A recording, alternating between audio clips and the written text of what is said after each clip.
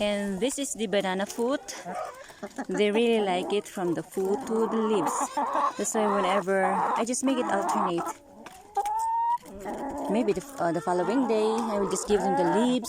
And now that I think it's really quite a summer and it's becoming hotter in this place, so I have to give them at least something part of the banana that is watery.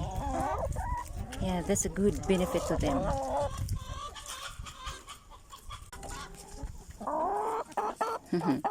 It sounds so yummy. They love eating it this way.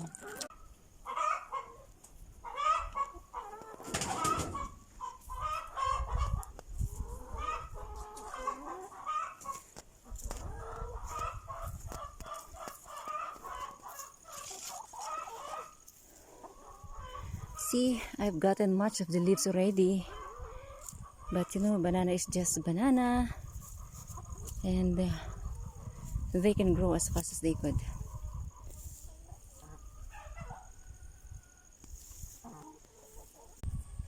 This is where I got the banana chunk yesterday, and look at these chickens doing.